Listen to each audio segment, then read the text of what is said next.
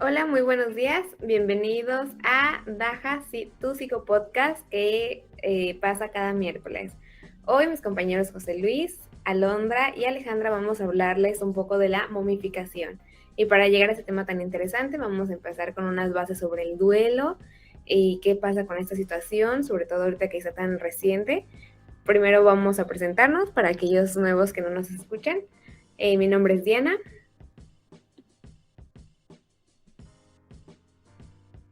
Alejandra Jauregui. Hola, yo soy Alondra.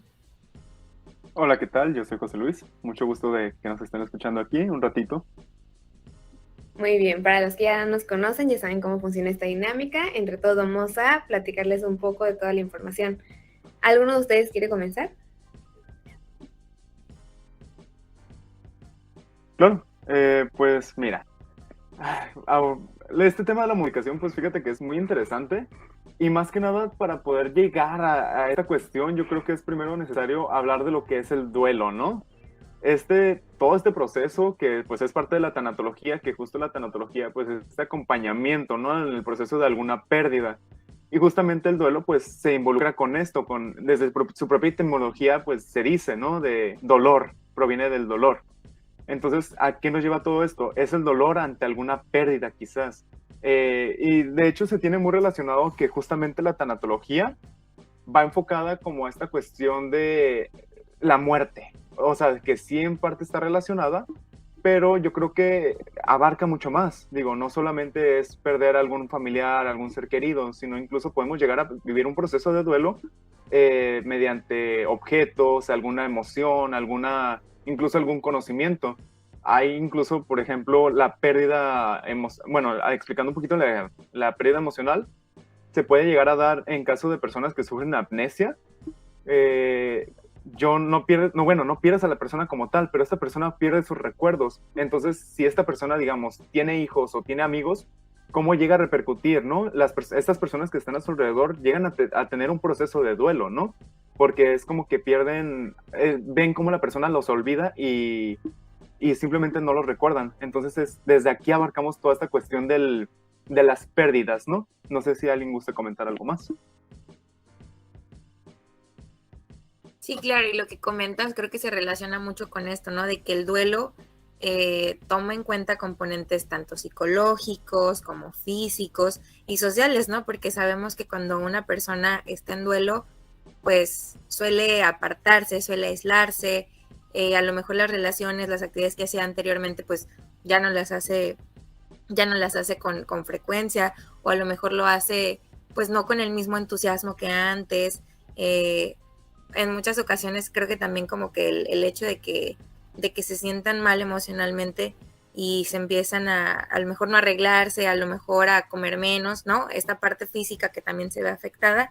Y pues creo que es importante también mencionar que no en todas las personas se ve de la misma manera, ¿no? Porque la intensidad en la que cada persona vive su duelo, pues depende del el significado o el nivel de importancia que tenía esta pérdida para la persona que está sufriendo este duelo o viviendo este duelo. Además de todo esto, recordemos que cuando perdemos algo se desequilibra nuestra vida como tal, ¿no? Se pierde como que esa homeostasis que teníamos de que tal vez la persona cumplía un rol dentro de nuestro grupo familiar. Entonces empezamos con esas etapas, ¿no? Como por ejemplo de la negación de, es que cómo es posible, no pudo haber pasado o estamos estancados en ese tipo de situaciones, ¿no? También viene la ira, luego la negociación, el desprecio y luego la aceptación, ¿no? Pero antes de llegar a la aceptación, tenemos que pasar por estos estadios, ¿no? Recordemos que el duelo no es lineal, entonces se cumplen los estadios, pero no es que, ok, en este momento me siento en una etapa de ira, pero luego de esto tiene que seguir esto, entonces, ¿por qué me siento así? Entonces, muchas veces tenemos como que ese pensamiento cuadrado de lo que debemos de sentir y, sin embargo, ante una pérdida, recordemos que todos tenemos como que esos sentimientos, entonces no podemos encuadrar en que tenemos que seguir ciertos pasos, ¿no? Y, por ejemplo, en la pérdida de, por ejemplo, un hijo, una madre, entonces a veces nos queremos aferrar a los recuerdos que teníamos de su esencia, de mantener esa calidez que nos proporcionaba la persona. Y yo creo que algo súper importante de todo lo que mencionan, que creo que muchas personas podemos, cuando no conocemos bien de qué trata el duelo o cómo es que podemos llevarlo, que es correcto, que no es correcto, que no es lo que nos comenta Ale, de que no es lineal, no hay un proceso de paso 1, paso 2, paso 3, aceptación, sino que todo es una serie de cosas que van a pasar diferente para cada persona según, como decía José Luis, no necesariamente de que haya perdido a alguien, sino puede ser, por ejemplo, también un miembro físico, un duelo de divorcio, de pareja. Hay diferentes tipos de duelo, diferentes situaciones por las que nos enteramos, cómo los llevamos a cabo, qué fue el contexto de la situación, entonces cada duelo va a ser diferente. Algo muy importante que hay que aclarar es que el duelo no se trata de, en el caso de una pérdida de una persona, de olvidar al ser querido o de que deje de existir en nuestros pensamientos y que nunca pasó y todo esto. El duelo es hacer ese sentimiento o ese pensamiento menos obsesivo para conforme pasa el tiempo, porque al final de cuentas esto es el duelo, es un proceso, podamos vivir con un poco más de estabilidad sobre la situación, que podamos comprenderla, que podamos, como lo dice la etapa final, se puede decir, o lo ideal de resolución una vez que hay una pérdida, que podamos seguir viviendo nuestra vida, de alguna manera aceptando esta pérdida, pero siguiendo adelante sin quedarnos en un retroceso personal. Exacto, creo que aquí ya se retoman muchos puntos muy, muy interesantes. En cuanto incluso hay autores que mencionan que el hecho de que otra persona llegue y te diga, es que tú debes de presentar estas etapas, tú debes de sentirte así, tú debes de hacer estas cosas para poder sanar tu duelo, no. Al final cada persona llega a vivir su propio duelo, lleva su propio proceso e incluso se puede llegar a postergar todo este proceso, ¿no? Es cuando se empiezan a manifestar cierta sintomatología, pues ya sea física o mental. De hecho, como les comentaba, hay autores que mencionan que el decirle a una persona cómo debe vivir su duelo es una falta de respeto. A final de cuentas, tú no le vas a llegar a decir a la persona cuánto le puede llegar a doler esa pérdida que está sufriendo. Y ahora que mencionan también de las etapas, que las estaba mencionando Alejandra, las etapas de Kubler-Ross, pues son estas 5 que ya son súper conocidas, ¿no? Y que se han difundido de manera tan, no sé, por así decirlo, se nos enseñan desde siempre estas cuestiones, son muy conocidas, pero se ha cerrado en temas educativos quizás, esta cuestión de que hay diferentes teorías y diferentes modelos desde los cuales nosotros podemos ver las etapas, ¿no? Por ejemplo, está este libro que se llama Disculpe, estoy en duelo, de Jan van Burket, que él propone pues sus 8 etapas del duelo, ¿no? Y que justamente al final de todo esto aborda de que no se trata, como decían, de superar la pérdida, de aceptarla, sino que se trata de trascenderla, ¿no? ¿Qué es lo que esta persona o este objeto al partir, al sufrir esta pérdida, deja en mí? ¿Qué es este legado que permanece dentro de cada uno de nosotros? Que es un poco el abordaje que podemos irle dando a este tema del perder algo, ¿no? Además, hablando de lo que dijo José Luis, incluso nos dicen, ok, es que en 3 meses tú ya tienes que estar tirando las cosas de las personas que quieres, o en tanto tiempo tienes, y como tal no es así, pero sí tenemos que trabajar en este proceso, ¿no? Porque, por ejemplo, hay personas que pasan 2 o 3 años y siguen conservando tal cual bata de baño o cosas por el estilo, que se quede la esencia de esa persona, ¿no? ¿Y qué pasa aquí? Entonces todo esto es como que una situación que hace que no acepte ese duelo y se crea un duelo patológico, un duelo que incluso en los autores menciona que el 34% de estos dolientes no superan, no pasan de la etapa de la negación, no superan este duelo, no aceptan la situación que estamos pasando. Y por ejemplo, con eso que mencionas de que a veces, pues sí, ¿no? O sea, hay algunos que a lo mejor pueden vivir un duelo más rápido que otros. Y siento que en estas partes, enfocándonos como que en el duelo, cuando es tal cual por una pérdida bueno, por alguien que falleció, creo que cuando hay un duelo por la muerte de algún hijo, estos duelos como que siento que se prolongan más tiempo, ¿no? O sea, como que en esta parte las reacciones que tienen los padres en muchas ocasiones, pues como por lo que se piensa, ¿no? De que todos llevamos un ciclo, de nacemos, crecemos, bla, bla, bla.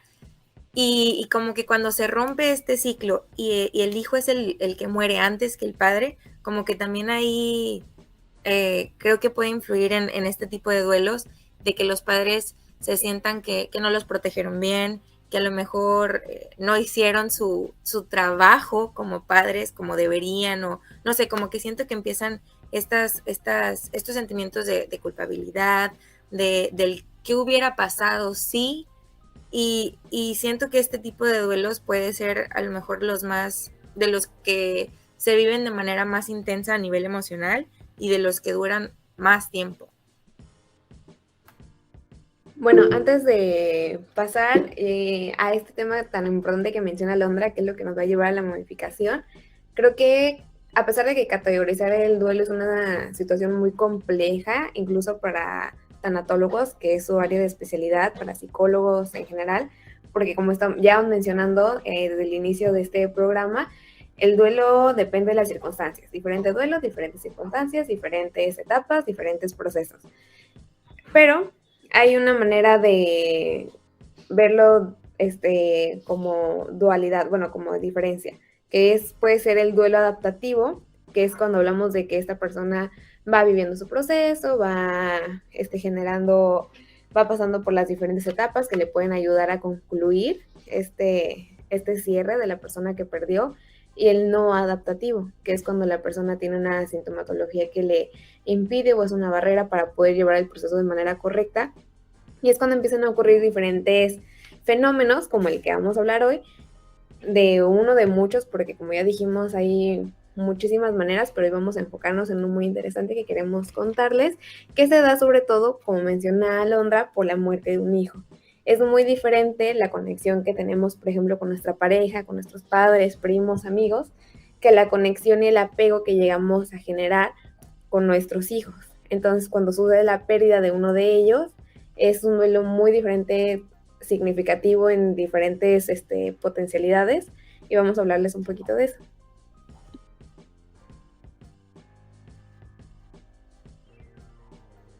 Bueno, no sé, Ale había levantado la mano, no sé si gustas complementar un poquito antes de empezar. No, está perfecto. Bueno, a lo que comentó Alo hace rato, me puso a pensar de que cuando perdemos a un esposo nos volvemos viudos, cuando perdemos a nuestros padres nos volvemos huérfanos, pero cuando pierdes a un hijo, tú sigues siendo madre, sigues siendo padre.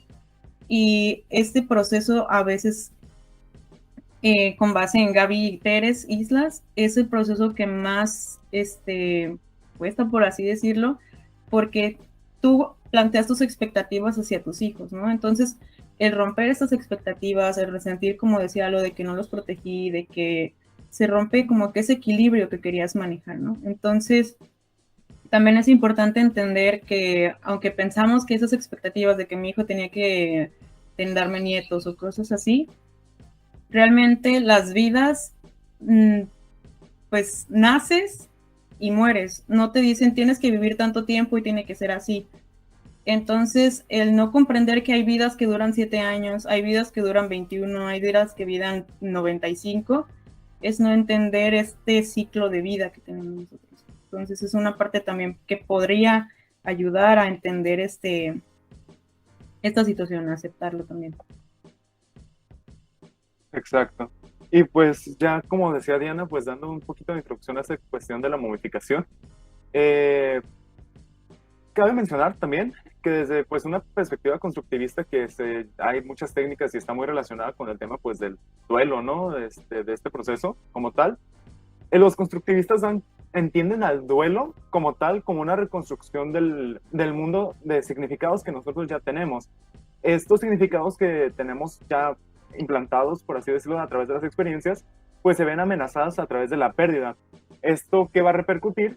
Pues que a través de esta incomodidad o estas amenazas, nosotros vamos a tener que redefinir todos los conceptos que ya teníamos por el dolor que llegamos a padecer a través de un proceso normal de duelo, ¿no? Que es el cómo vamos a empezar a reestructurar ciertas cosas, el comprender, el darle un sentido a la muerte de la persona, porque antes de sufrir una pérdida quizás por muerte, como es el caso de los hijos, nosotros veíamos la muerte de una forma distinta. Una vez fallece nuestro hijo o se da esta pérdida, pues lo vamos a ver claramente de una forma distinta. Entonces hay toda una reestructuración cognitiva en la cual nosotros vamos a redefinir lo que es el concepto de muerte incluso y lo que es el dolor para nosotros, porque es justamente lo que mencionaban, estos tipos de apego de la teoría de Bowlby, que cómo llegan a influir, ¿no? En el estado emocional y las repercusiones que van a tener a nivel sintomatológico, incluso en caso de que no se lleve un proceso de duelo, que es justamente como entra la momificación.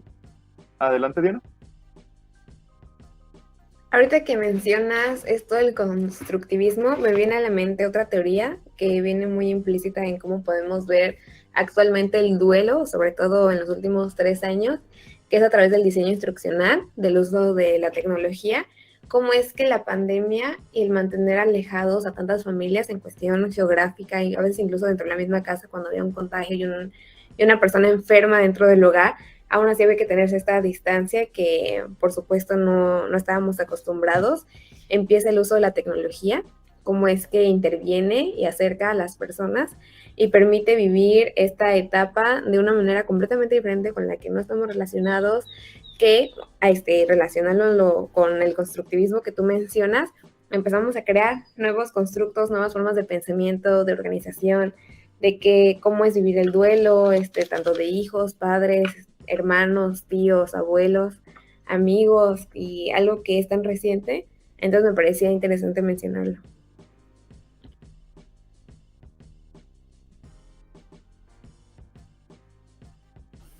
Solo un complemento así súper chiquito. Esto que mencionó Diana es importante porque también nos puede ayudar al duelo en el enfoque de que a veces la persona estaba aislada, ¿no? Entonces no tenías la comunicación de poder ir presencialmente, bla, bla.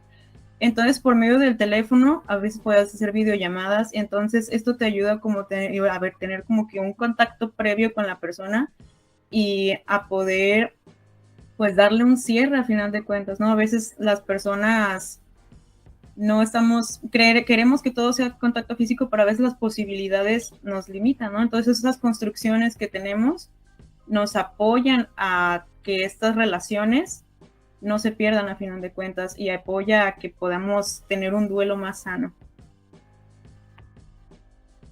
Exacto. Y como comentaban, pues el no permitir que este proceso del duelo se lleve a cabo, a que repercute justamente, es pues la manifestación de este fenómeno de la momificación, que para darle un poquito más de sentido, o sea, para empezar desde abajo, ¿qué pasa cuando perdemos a alguien? Generalmente, no sé, se van poniendo a nuestro alrededor en los funerales pancartas de las fotos de las personas que queremos, se trata de mantener esta esencia de la persona, ¿no? Por medio de fotos, por medio de videos, incluso en redes sociales, como justo mencionan, ya el uso de tecnologías pues ha influido bastante en cómo llevamos este proceso de duelo. Me ha tocado ver durante pandemia, pues, que hubo muchos contactos, con muchos contagios y fallecimientos a causa de COVID,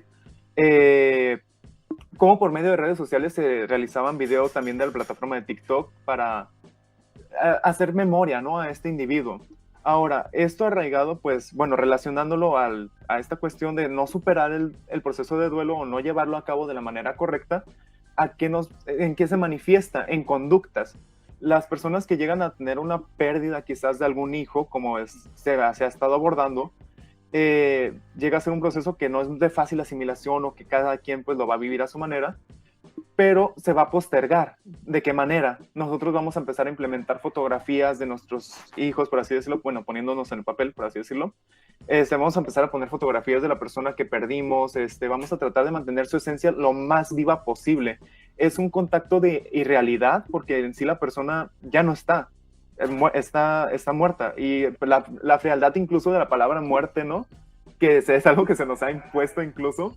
Nosotros pues tenemos que darle este sentido y caer en cuenta que la muerte es fría. Tenemos que contactar con ellos y en cuanto la persona se va, nosotros ya no podemos mantener esa esencia por medio de fotos, la ropa. Incluso se recomienda después de cierto tiempo invitar a los padres a que ellos donen esta ropa o las pertenencias de los propios hijos, las vayan deshaciendo para que ese espacio lo liberen y sea un proceso, se lleve mejor un proceso, ¿no? De liberación emocional, de conductas, y al final ya no haya una sintomatología a nivel mental, alguna repercusión, no se puede hacer depresión, llantos en momentos, ansiedad, o este tipo de situaciones que al final pues alteran la conducta del individuo y su funcionalidad dentro de la sociedad.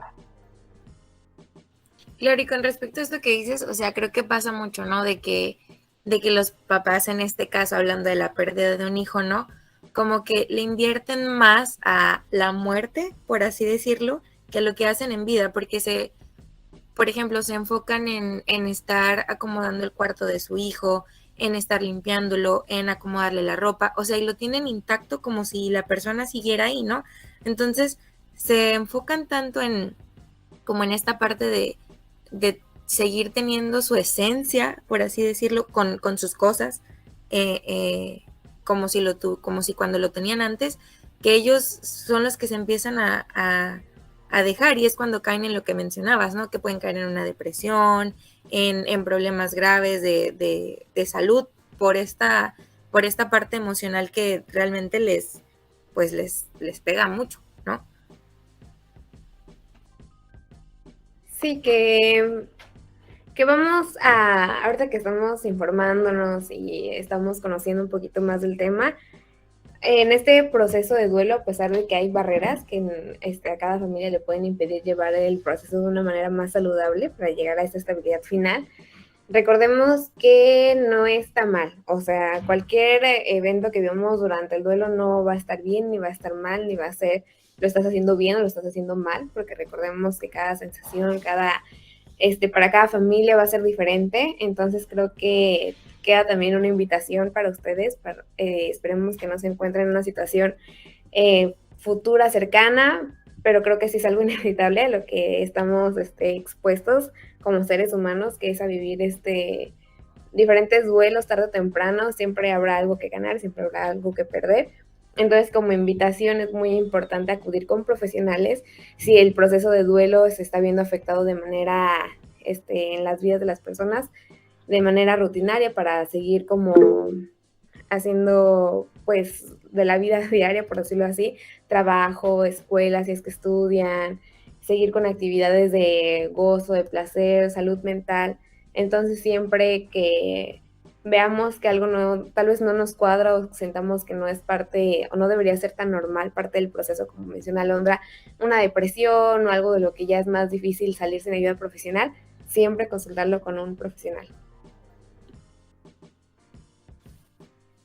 Exactamente como mencionó Diana, también esta resistencia, este desprendimiento puede prolongar este sufrimiento como tal, ¿no? Y ahí es cuando las personas empiezan a generar esos malestares físicos y emocionales, ¿no? Estas crisis de angustia, esta ansiedad, el aumento de alcohol y fármacos, y pues no puede haber dos muertos y un cadáver. Entonces hay que seguir, tú sigues vivo, aunque la persona ya falleció, no quiere decir que lo superes, que lo olvides, sino que aceptes que ya no está contigo y que tengas ese respeto por lo que vivió, por las alegrías que te dio, por todo lo que te hizo sentir, y darle las gracias, ¿no? Darle esos agradecimientos por todo lo que te dio.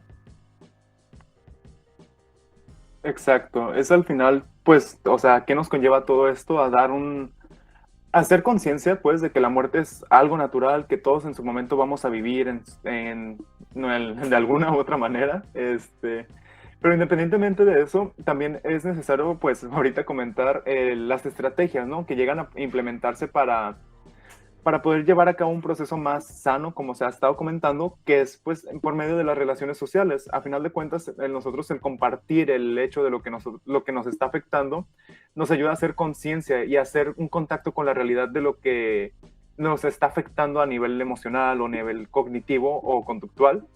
También de cierta forma ir soltando estas cuestiones, ¿no? El hacer el contacto con que la persona se fue, entonces no puedo quedarme con estos materiales, ¿no? O sea, esto al final de cuentas puede incluso, si es en caso de ropa, puede ayudar a personas que no tengan ropa o llevarlo, o donarlo a alguien que pueda utilizarlo, ¿no?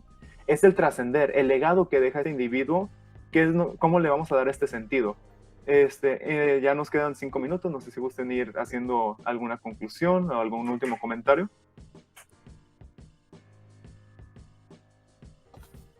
A mí me gustaría mencionar unos tips, por así decirlo, porque siempre nos dicen, pues no guardes o cosas así de las esencias o cosas por no momifiques, pero no te dicen cómo no hacerlo.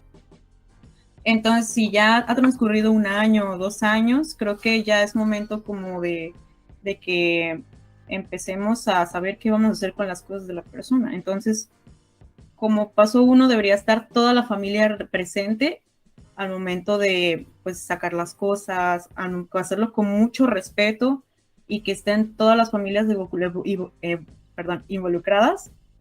¿Por qué? Porque crearon una dinámica, ¿no? Entonces se pierde un rol, entonces todos tienen que estar conscientes de que esa parte ya no está para volver a unirse, ¿no? A final de cuentas, sigue aquí, pero ya no concreta un rol. Entonces, vamos a guardar las cosas en unas cajitas de zapatos. ¿Por qué? Porque son cajas pequeñas, ¿no? Si agarramos una caja enorme, vamos a guardar todo lo que podamos ahí. Entonces, este tipo de cajas pequeñas te ayuda como que a organizar un poquito mejor las cosas, guardar lo esencial, dividir las cosas entre las que quieres donar, las que quieres regalar, entre las que quieres distribuir entre la familia. Y a veces hay cosas que no sabemos si guardarlas o no guardarlas, entonces esas las vamos a guardar y mes con mes vamos a ir escogiendo qué guardar o qué no guardar. Y al final de cuentas, cosas como medallitas o medallas que haya ganado tu hijo, cosas que te hayan dejado pues físicas que tienes que tener, a lo mejor puedes guardarlas para que cumplan como ese legado, ¿no? Esa esencia que tenía, pero que ya no se convierta en un santuario. O sea, que se convierta en que fue una parte indispensable o que fue una parte importante, pero se tiene que dar ese cierre y que se tiene que aceptar que la persona ya no está. Igual que Ale, para darle cierre a este tema, bueno, antes que nada, gracias por escucharnos un miércoles más. Yo les recomiendo, si es que, de nuevo, esperemos que no suceda en un lapso pronto, pero recordemos que es normal porque somos seres humanos y estamos viviendo y es parte de nuestra vida vivir con duelos. Permítanse vivir el duelo, permítanse sentir lo que estén sintiendo, permítanse todas las experiencias que le traiga de dolor. A veces el dolor da miedo, a veces vivir ese proceso da miedo, entonces permítanse vivirlo y sentirlo.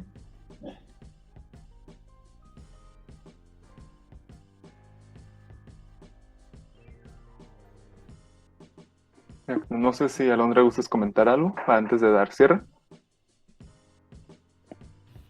Sí, pues eso, yo concuerdo completamente con Diana, ¿no? Que entender y que está bien vivir el duelo, no tiene nada de malo a lo mejor sentirte mal un día, pero, o sea, entender que este es un proceso natural, pero también cuando tú sientas que ya no puedes tú solito llevarlo, o sea, procesarlo, pues también busques ayuda, ¿no? Busques ayuda con un profesional, con alguien que te pueda ayudar a resolver esto y que no dejes que te afecte a un punto en el que a lo mejor ya sea más difícil para ti o que ya no te permita seguir con tu vida normalmente, ¿no? Entonces creo que vivir el duelo está bien, pero también aceptar que si necesitamos ayuda, lo hagamos y no tengamos miedo de intentar buscar ayuda con alguien profesional.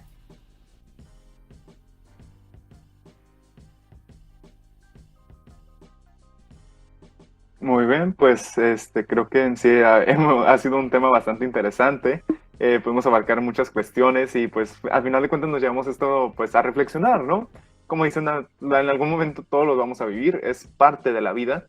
Lo importante es cómo lo llevamos a cabo, cómo lo vivimos y la importancia de al final de cuentas comunicarlo, ¿no? si ya es algo que ya llega a afectarnos incluso, pues justo la búsqueda de algún profesional, no necesariamente psicólogos, también hay, por ejemplo, los enfermeros que llegan a tener este guía, pues, de tanatología. Sí, al final de cuentas es una especialidad, pues, pero pues se puede abarcar desde la multidisciplina, ¿no? Que es este trabajo colaborativo entre todos para el bienestar de algún individuo. No sé si gustas ya dar el cierre, Diana. Muy bien, creo que quedó todo más que claro, y si no quedó algo claro, mándenos sus dudas para hablarlo en el siguiente miércoles o en algún otro. Nos estamos viendo por aquí. Muchas gracias por sintonizarnos y esperemos que este tema haya sido de su agrado.